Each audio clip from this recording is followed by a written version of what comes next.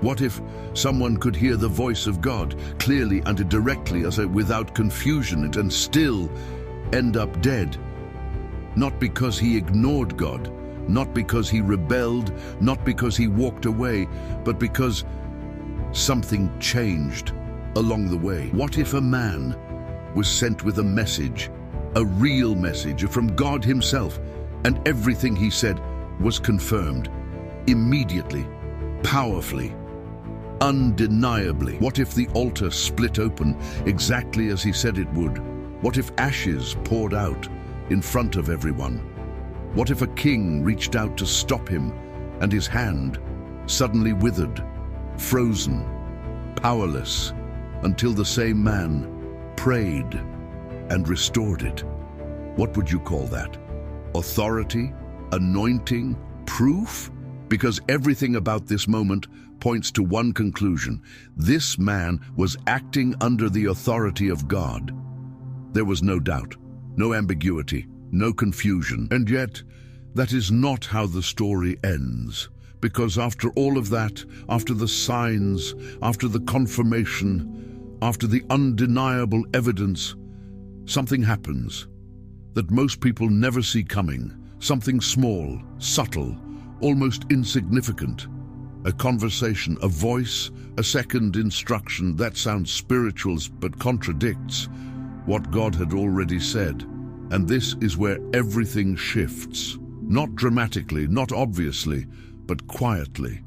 Because the most dangerous moments are not the loud ones. They are the subtle ones. The ones that feel right. The ones that sound convincing. The ones that come after you already think you are aligned. And this is where the question changes. It is no longer, did he hear God? Because he did. It becomes, why did he stop obeying? And even more unsettling, did he even realize it? Because what happens next is one of the most disturbing moments in the entire Old Testament. Not because it is violent, but because it is precise, intentional, and impossible to ignore. A lion appears, not hunting, not attacking randomly, not driven by instinct. It stands on the road, waiting. The man arrives, and in a single moment, everything ends. The lion kills him, but does not eat him. The donkey stands beside the body. The lion stands beside the body. Nothing moves, nothing is touched, nothing is consumed. Because this was never about hunger. This was not natural. This was not random. This was judgment. But here is where it becomes uncomfortable, because the man who died was not a false prophet. He was not an outsider. He was not someone distant from God. He was the one who had just spoken for him. So what happened? Where did it change? Where did it go wrong? And more importantly, what does this reveal about obedience that most people still don't understand? Because if this can happen to someone who heard God clearly, then the issue is not hearing. The issue is something deeper, something most people overlook, something that does not begin in rebellion, but in something that feels reasonable. Because what happened next was not sudden. It did not come like a shock. It did not feel like danger. It felt reasonable. And that is what makes it dangerous, because the shift did not begin with disobedience. It began with a voice, another voice, a familiar voice, a convincing voice, a voice that sounded spiritual. Because after leaving Bethel, after delivering the message, after witnessing undeniable confirmation, the man of God begins his journey back, alone, silent, processing everything that just happened, the weight of the moment, the authority of the message, the clarity of what God had said, and more importantly, what God had commanded. Do not eat bread there, do not drink water, and do not return by the way you came. 1 Kings 13:9.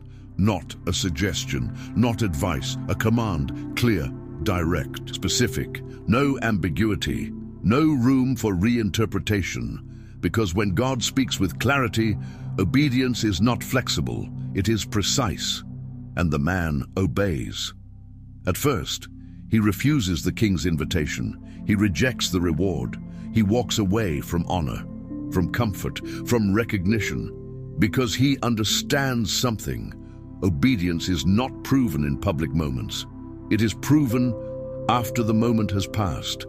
And this is where the test begins, not in front of the king, not in front of the crowd, but in the quiet, in the ordinary, in the space where no one is watching, because that is where alignment is revealed, and that is exactly where the interruption happens.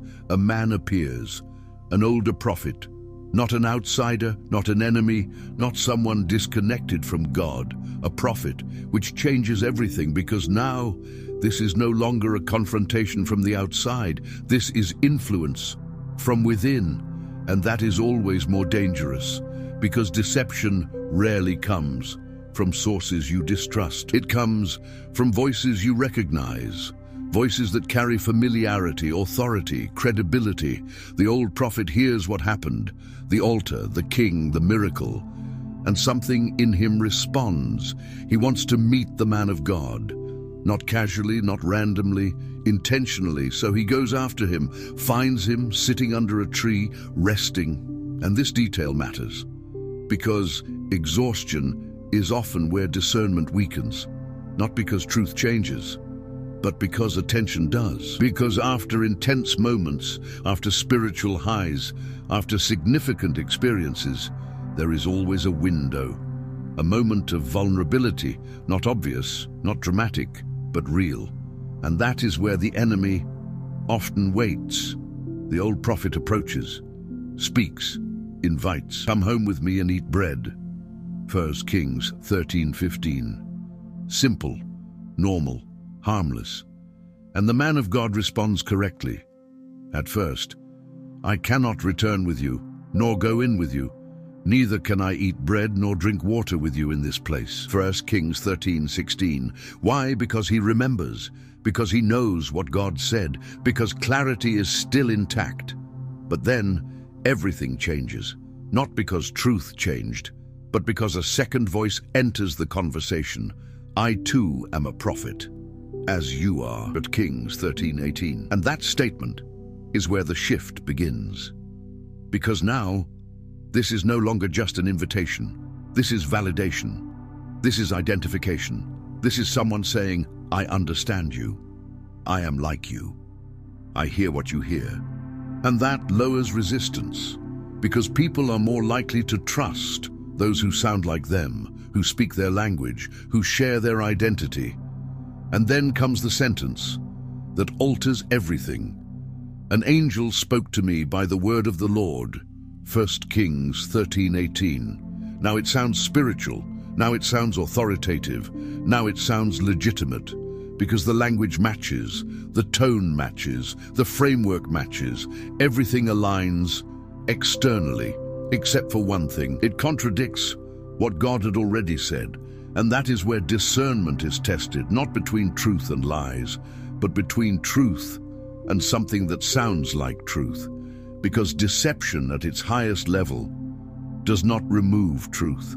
It imitates it, adjusts it just slightly, just enough to feel acceptable, to feel justified, to feel safe. And here is the detail most people overlook. But he was lying to him.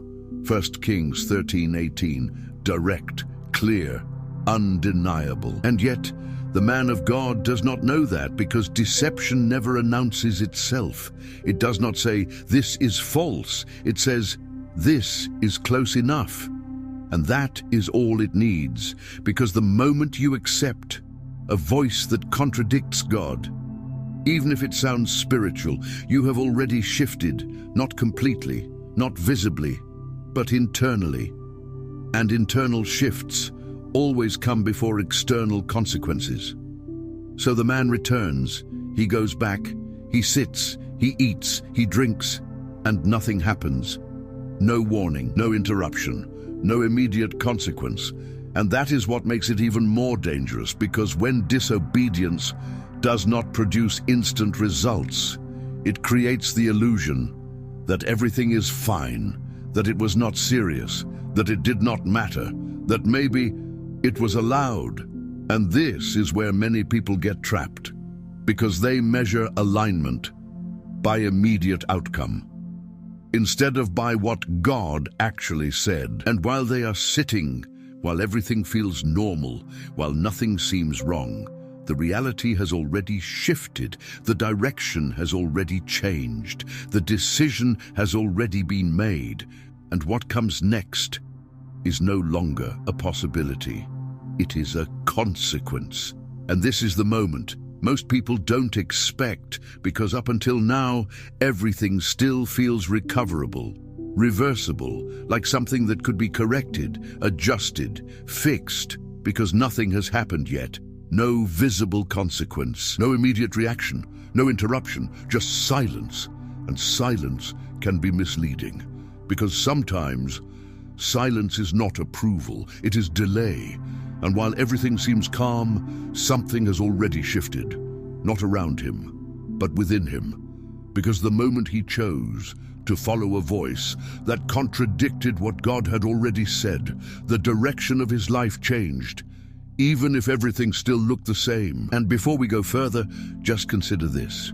If something here already feels familiar, not in theory, but in your own decisions, in your own patterns, in moments where something sounded right, but you knew it wasn't aligned, then don't ignore that. Because recognition is often the first moment of correction, and most people miss it because they move too fast to reflect. But stay with this, because what happens next reveals something deeper than just consequence. It reveals precision. Because suddenly, in the middle of what seemed normal, the same voice that had misled him now speaks again.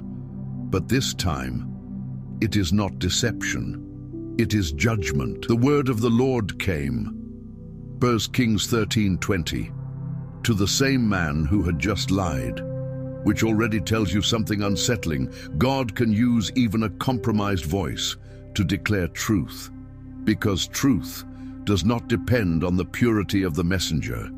It depends on the authority of the source, and the message is clear, direct, unavoidable. Because you have disobeyed the word of the Lord, Kings 13:21, not misunderstood, not misinterpreted, disobeyed, your body will not be buried in the tomb of your ancestors. 1 Kings 13:22. And in that moment, everything becomes real, because now there is no ambiguity, no confusion, no second interpretation. The decision has been exposed, the consequence has been declared, and still, nothing happens immediately. He finishes eating, he drinks, he gets up, he leaves, which makes this even heavier, because sometimes judgment is not immediate, it is inevitable, and as he walks, the road looks the same. The environment is unchanged, nothing appears different, but everything is already determined. And then it happens. A lion appears, not running, not chasing, not reacting, positioned, intentional, waiting, and in a single moment, everything ends. The lion kills him, but stops there. No tearing, no consumption, no instinct, because this is not an animal acting naturally. This is an instrument, controlled, precise, directed. And what happens next is what makes this moment impossible to ignore. The donkey stands beside the body, alive, untouched. The lion stands beside the body, still, calm, neither moves, neither reacts, no chaos, no disorder, no randomness, because this was never about violence. It was about statement, a visible declaration that something spiritual had taken place, something deliberate, something exact, and everyone who passes by sees it. A dead man, a living donkey, a restrained lion, all existing in a moment that defies logic, because when God acts, he does not need explanation. The scene itself becomes the message. And this is where everything converges, because the man did not die, because he failed publicly. He did not die because he rejected God completely. He did not die because he walked away. He died because he accepted a different voice. One moment, one decision, one shift, and that was enough, because obedience is not measured by intention. It is measured by alignment, not by what feels right, but by what was actually said. And this is where it becomes personal, because most people do not abandon truth completely. They adjust it slightly, gradually, conveniently, until what once was clear becomes flexible. And once something becomes flexible, it can be reshaped, reinterpreted, replaced. And that is where danger begins. Not in rebellion, but in subtle permission, in quiet justification, in decisions that feel small, but carry direction. Because direction is not defined by one big moment. It is defined by consistent alignment or consistent deviation. And if you follow this pattern, you begin to see something deeper. The issue was never information. He had the truth. The issue was not access. He heard God clearly. The issue was which voice he chose to follow when another option appeared. And that question has not changed, because even now, people are not lacking truth. They are surrounded by it, but they are also surrounded by other voices, convincing voices, spiritual voices, confident voices, and not all of them are aligned, which means the real danger is not ignorance, it is confusion. It is the ability to justify a decision that contradicts what God already made clear. And that is why this moment matters, because it exposes something most people ignore. You don't lose direction all at once. You lose it when you accept something that slightly moves you off course, and by the time you notice, the direction has already changed. And this is where everything stops being about him and starts being about you, because this story was never meant to stay in the past.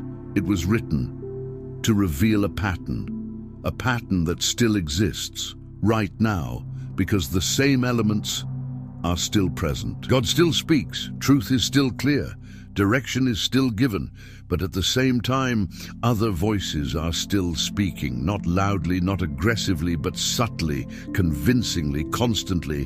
And the real question is not, did God speak? The question is, which voice are you following now? Because the man of God did not forget what God said. He didn't lose it. He didn't misunderstand it. He replaced it with something that sounded close enough to justify, close enough to accept, close enough to ignore the difference. And that is exactly how it happens today. Not through obvious rebellion, but through quiet substitution. Because no one wakes up one day and decides to walk away completely. It begins with small adjustments, small compromises, small permissions, things that feel harmless, things that feel reasonable, things that feel normal. But direction is not changed by intensity. It is changed by alignment. And once alignment shifts, everything begins to follow, even if nothing feels different at first, because the most dangerous place to be is not far from truth. It is close to it, just slightly off, just enough to feel safe, while moving you somewhere else. And this is why this story matters, because it confronts something most people don't want to face. Good intentions do not replace obedience. Spiritual language does not guarantee truth, and familiarity does not equal alignment. Because the man did not die for lack of sincerity. He died because sincerity was not enough, and that breaks the illusion that many people live in. The illusion that if it feels right, it must be right. But truth is not defined by feeling, it is defined by source. And once you disconnect from the source, everything else becomes unstable. And this is where it gets even deeper, because the real danger is not just being deceived, it is being confident while you are deceived.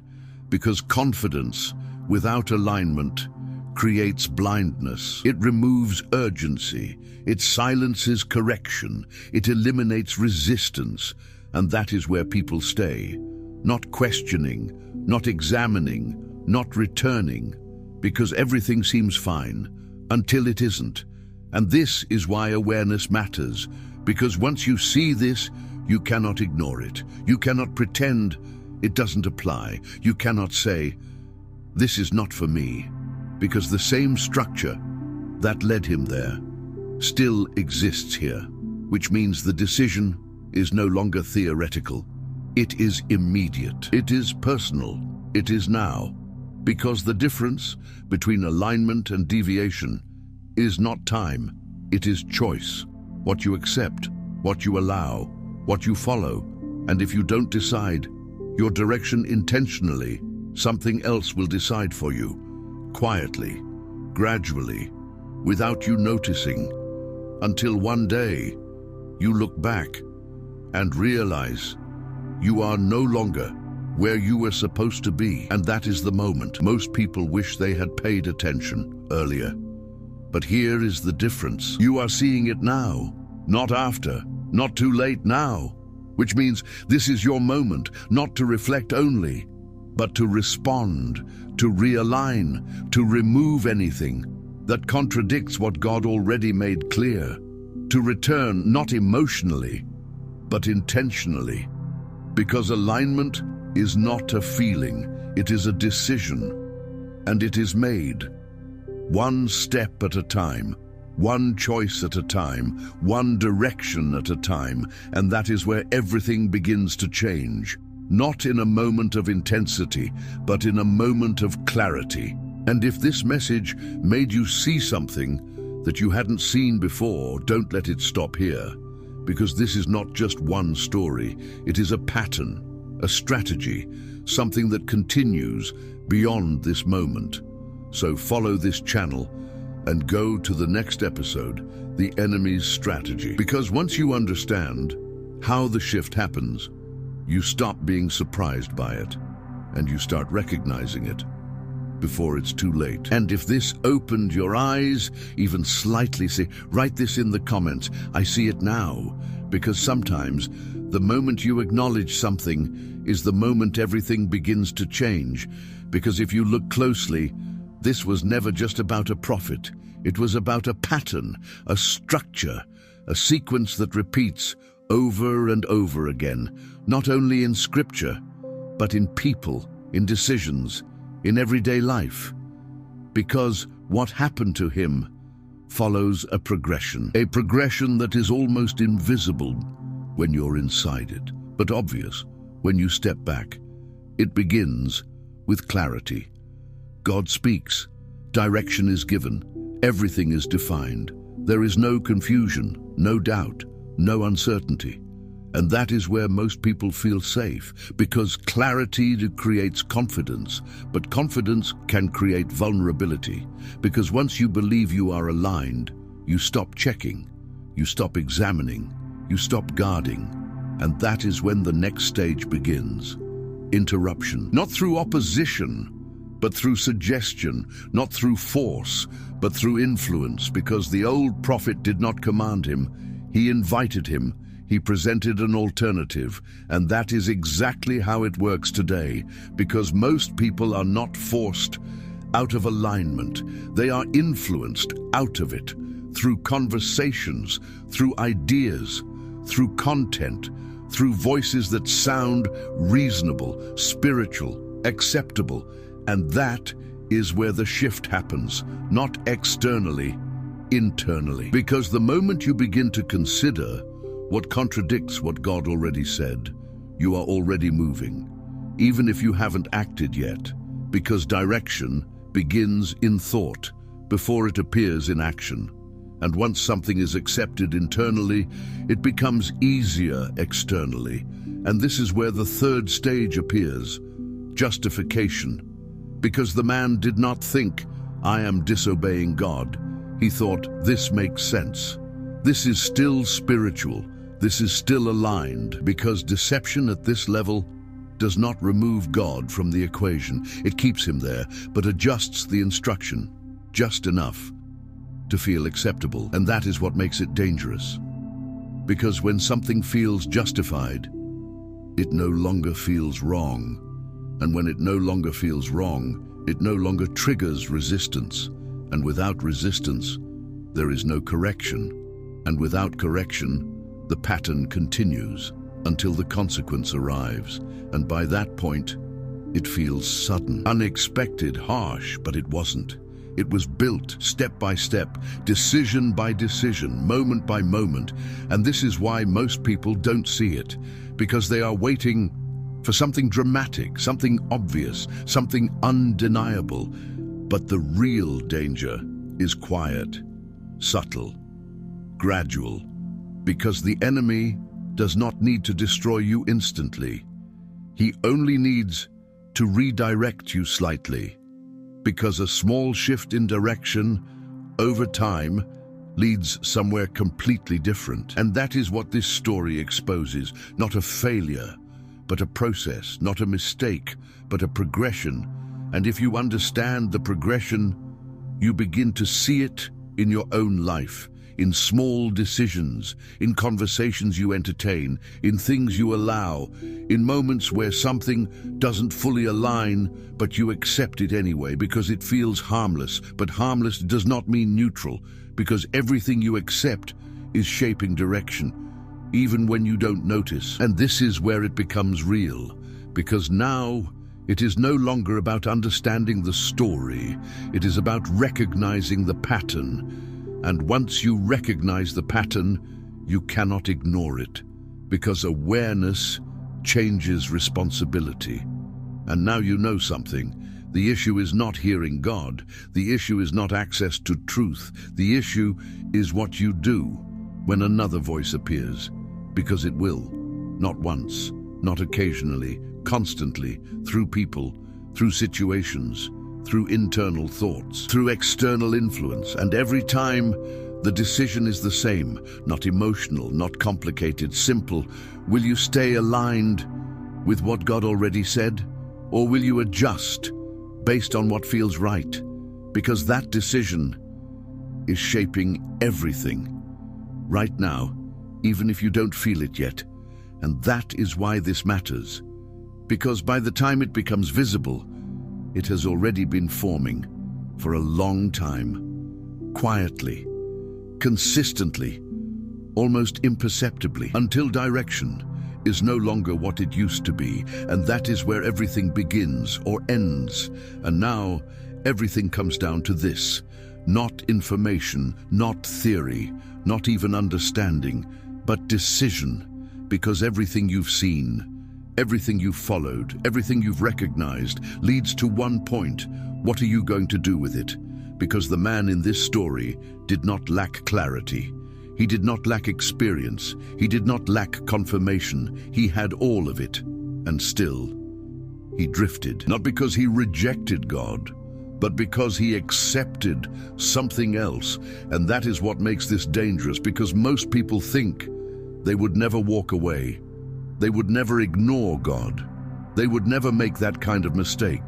But the truth is, it rarely happens like that. It happens quietly, gradually, in decisions that don't feel dangerous, in moments that seem small, in adjustments that feel harmless, until one day, the direction is no longer the same. And by then, it feels too late. But right now, it's not, because awareness creates opportunity, the opportunity to realign, to correct, to return, not emotionally, but intentionally, because alignment is not about how you feel. It is about what you choose, what you accept, what you follow. And that choice is happening right now, not later, not tomorrow, now, because every moment you are either reinforcing alignment or allowing deviation. There is no neutral ground. There is no pause. There is no standing still. You are always moving. The only question is, in which direction? And if you're honest, completely honest, there are areas where you already know, things you've allowed, voices you've entertained, decisions you've justified, moments where something didn't fully align, but you move forward anyway, not because you didn't know, but because it felt acceptable. And this is your moment, not to ignore that, not to minimize it, not to postpone it, but to confront it. Because the longer something stays unaddressed, the more normal it becomes. And what becomes normal becomes permanent unless it is interrupted. And that interruption is happening right now, through clarity, through awareness, through truth. Because once you see it, you can't unsee it, and once you recognize it, you are responsible for it. And that's where everything shifts, because now you are no longer unaware, you are no longer guessing, you are no longer distant from truth. You see it, and seeing it demands response. So don't leave this as content, don't reduce this to information. Don't treat this like something you just watched, because this is not about watching, it's about responding, it's about deciding what direction your life is going to take from this point forward. And if this message reached you, if something here connected, if something here exposed something real, then don't let it stop here, because this is not just one story, it is a series. A pattern, a strategy, and what you just saw is only the beginning. So stay connected to this, follow this channel, and go watch the next episode, The Enemy's Strategy. Because if you don't understand how the process works, you won't recognize it when it happens again, and it will happen again. And if this made sense to you, if you saw something you hadn't seen before, write this in the comments. I won't ignore it anymore, because sometimes the moment you say it is the moment you begin to live it. And if you know this is something others need to hear, share it, because truth was never meant to stay hidden, and once it's revealed, it becomes responsibility. Now the decision is yours, and this is where it goes even deeper, because now it is no longer just about decisions, it becomes about identity. Because over time, what you repeatedly accept begins to define you, not just what you do, but who you believe you are. Because the man of God did not wake up thinking, I will disobey. He still saw himself as aligned, still saw himself as chosen, still saw himself as someone who heard God. And that is exactly what made it dangerous. Because when identity is not examined, it can drift without being noticed. And this is where one of the most subtle dangers appears. False security. Not obvious, not loud, but quiet, stable, convincing, because nothing looks wrong. Everything seems under control, everything feels normal. And that is exactly where many people live. Not far from truth, but not fully aligned.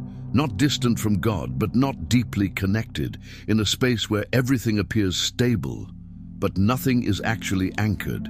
And this is where self-deception becomes strongest. Because now, there is no tension, no urgency, no internal resistance. Everything flows, everything feels fine, even when it isn't. And that is what makes this stage so dangerous. Because the absence of discomfort is mistaken for alignment. But comfort is not confirmation. Because something can feel right and still be wrong. Something can seem stable and still be shifting. Something can appear spiritual and still be empty. And this is why awareness must continue. Not once, not occasionally, constantly. Because alignment is not a moment. It is a process, a daily decision, a continuous return. Because drift does not announce itself. It does not say, you are moving away. It happens slowly, quietly, step by step, thought by thought, choice by choice. Until one day, distance feels normal. And that is the most dangerous point, because once something becomes normal, it stops being questioned. It stops being examined. It stops being corrected. And from that point, everything continues, without resistance, without awareness, without interruption. And this is why vigilance matters, because the issue is not whether voices will come, they will. The issue is not whether influence exists, it does. The issue is not whether options will appear, they will. The real issue is, are you paying attention? Not occasionally, not emotionally, but intentionally, because attention determines direction. What you listen to, what you allow, what you tolerate, what you justify, all of it is shaping where you are going, even when you don't feel it. And this is where most people fail, not in big decisions, but in small ones, repeated ones, unnoticed ones. Because consistency is what defines outcome, not intensity, not intention, not desire. Consistency. And if your consistency is not aligned, your direction won't be either, even if everything looks fine right now. And this is the truth most people avoid. You don't drift into purpose. You drift away from it unless you choose intentionally to stay aligned. And that choice never stops, because alignment is not maintained automatically. It is maintained consciously, daily, deliberately, without distraction, without assumption, without false security. And if you're starting to recognize this, not just understand it, but see it in your own life, then this is not random, because awareness like this does not come by accident. It comes when something needs to be seen. And now that you see it, you have a choice, not later, not eventually, now, because what you do next determines everything that follows. And this is where the story ends. But the process does not, because what happened to him is not isolated. It is happening every day in ways most people never notice. And that is exactly why you need to understand what comes next. Because this was not just about obedience, it was about strategy.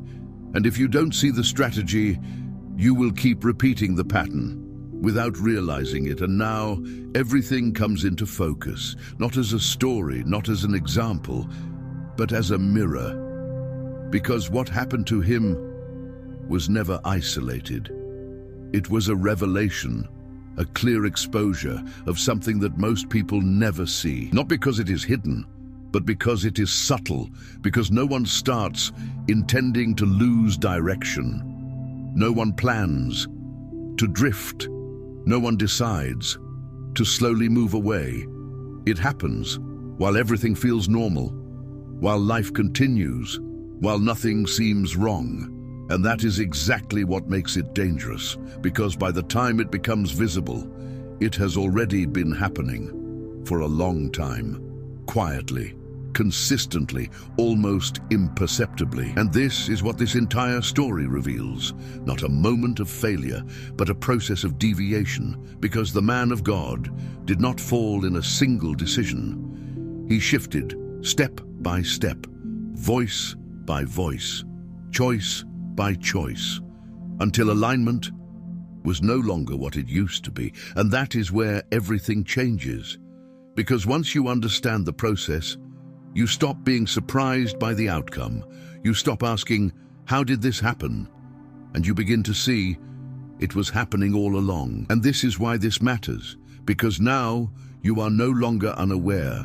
You are no longer observing from a distance. You are inside the understanding. And once you see it like this, you cannot go back to passive living. You cannot move forward without awareness. Because awareness changes everything. It shifts how you think, how you decide, how you respond. Because now you know something. The greatest danger is not destruction. It is distraction. It is subtle redirection. It is the ability to move just enough so that you don't notice until everything feels normal, but nothing is aligned.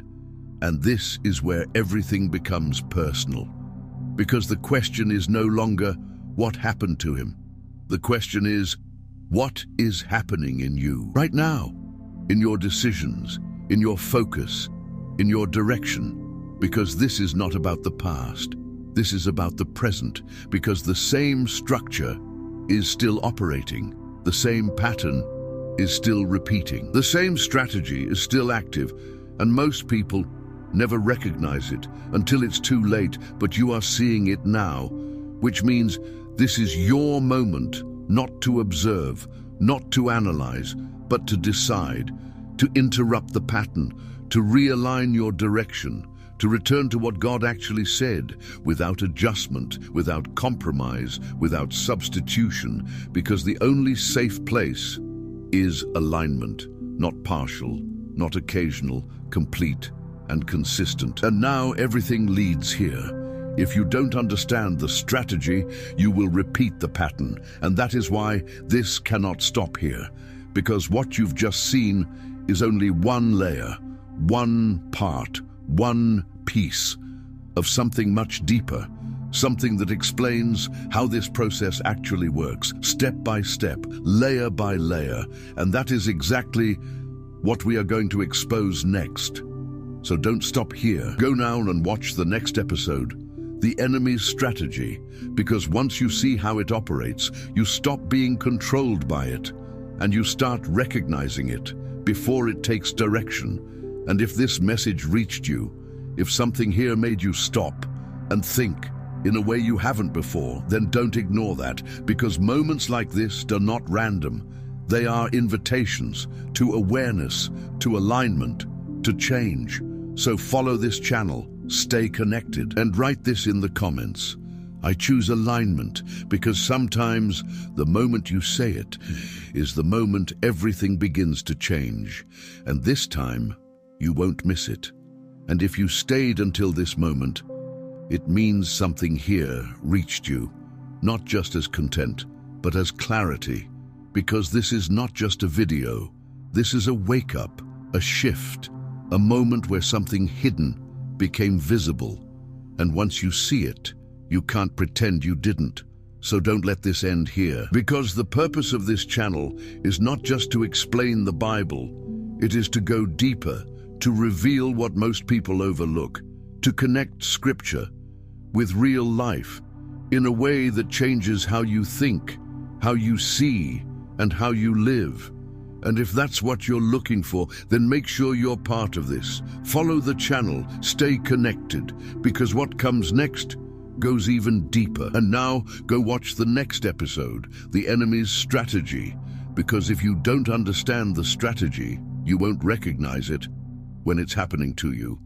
And if this message made sense to you, if you felt something shift, write this in the comments. I see it now, because sometimes the moment you acknowledge something is the moment everything begins to change. And if you know someone who needs to hear this, share it, because truth was never meant to stay hidden. Now this is your moment, not to just understand, but to act, because once you see clearly it, you are responsible for what you do next.